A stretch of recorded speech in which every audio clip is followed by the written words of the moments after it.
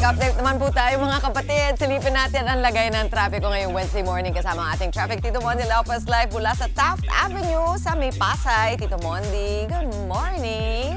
Naghanap na ba dyan? Wala pa namang alas 6. Patingin naman. Ay, syempre may ganap sumasayaw. Hindi. Mag-go! Bakit ba yung music natin, Ma'am Chiki? Teka, pinapakinggan ko yung music, ano ba? Parang party-party. Eto na, Team Commute, Mami Chiki, good morning sa'yo. Team Commute na lumagpas sa kanilang bababaan dahil sa kaka-cellphone. Oh, it's a tie, ha? Kaway-kaway, sabay. Ba't ganyan yung music natin? Parang party-party. Eto na, Mami Chiki, mga kapatid, feed po tayo. Makikita po natin. Feed traffic update po tayo. Ito po, nandito nga tayo sa may Cabrera Footbridge dito sa Taft Avenue, Pasay. Kung makikita nyo po dyan, maluwag po yung lane natin. Tapos yung mga sasakyan po, tuloy-tuloy ang galawan. Except dun sa bandang dulo, yun yung pinaka-MRT top station kung saan ako bumababa. Para tumagos, papuntang LRT top. O, diba? Team MRT, Team LRT po tayo. Doon po nakahinto lang po yung mga sasakyan kasi po may intersection doon para magbigayan po yung papuntang MOA, din yung kabila naman, ito papuntang QC. Pero kung pipit naman tayo dito sa kaliwang side, ito po yung papuntang northbound po, ayan, dito yan. Maluwag pa rin po at maayos rin po yung galawan ng trapiko. Ito nakikita na puro truck, ang dami. 1, 2, 3, 4. O, ayan.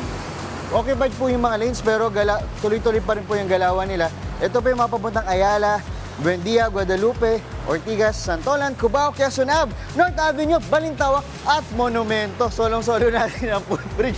Kaya pwede tayo magmalakas dito. Ayan. Tapos kung nandito po kayo sa may footbridge ng Cabrera, dito rin po yung may sakayan ng jeep papuntang Pasay, Rotonda, Baclaran, sa Evangelista, Magallanes, MOA, San Nicolas at FTI Tenement at sa Alabang. At kita nyo rin po, parang wala pa rin palang dumadaan na rito, na carousel. Dito rin po malapit yung EDSA Carousel na pa northbound Monumento at EDSA Carousel southbound PTEX. At yun nga, nabanggit ko kanina, malapit po to sa MRT 3. Pero kung kayo galing, Mami Chiki, kung bababa kayo doon sa may MRT top station, tapos pupunta kayo dito sa Cabrera Footbridge. Ako, mga kapatid, huwag nyo pong subukang lakarin. Dahil siguro mga 5 minutes ang lakaran dito, 5 to 10 minutes kung mayroon kayong mga dala-dala. So mas mainam na sumakay kayo ng jeep o mag-tricycle kayo doon sa mismong MRT top station. Kasi yung researcher ko, pinagkakad ako, muntik na. At ito, papiyaw lang po natin na meron pong ongoing na Manibela Transport Strike po.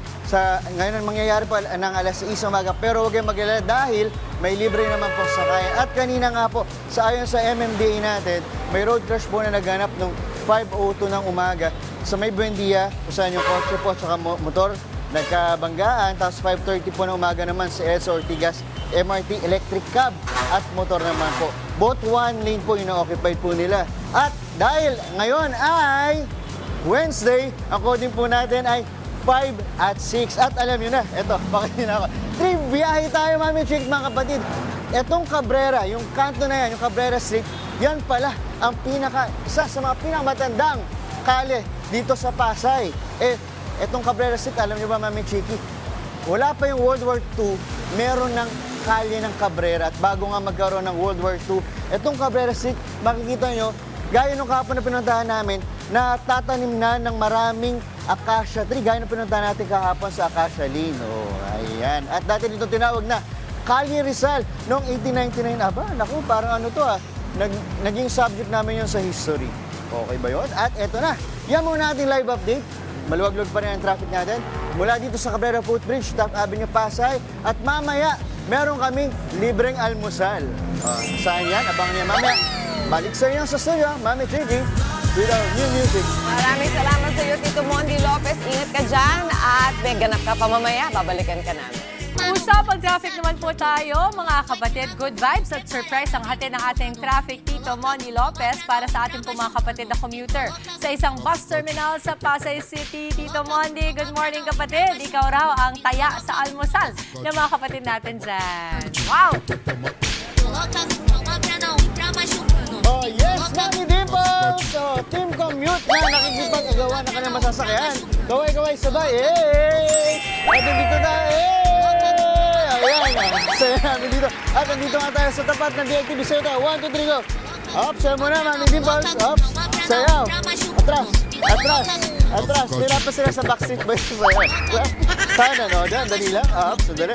Eto na. Dito ako sa may DLTV company natin. Ang bilang ng pasahero dito. Ay, wala po titingin ha. Report ako ha.